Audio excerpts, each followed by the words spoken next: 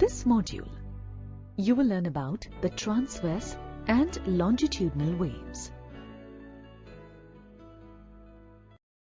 Sound waves in air are longitudinal waves. To understand what that implies, we need to first understand the two categories of waves. In transverse waves, particles of the medium vibrate up and down about their mean position, which is in the direction perpendicular to the direction of wave propagation.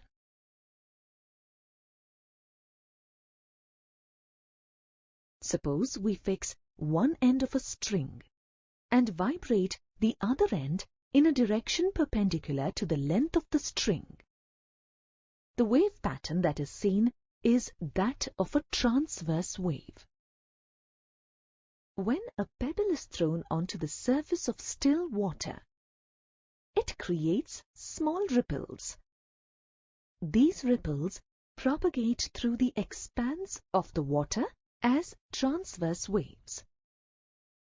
In fact, if observed closely, tiny particles and dried leaves on the water surface move up and down when ripples are formed. These particles do not go forward with the wave, but just move up and down at their place about a mean position. This figure depicts the propagation of a transverse wave. In longitudinal waves, particles of the medium vibrate in the direction of wave propagation.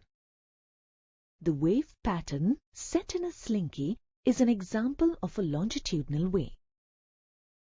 Let's recall the tuning fork experiment. In sound waves produced by a tuning fork, particles of the medium vibrate in a direction parallel to the direction of wave propagation. This produces compressions and rarefactions in the wave, similar to that in the pattern shown by the slinky. Thus, sound waves in air are longitudinal waves.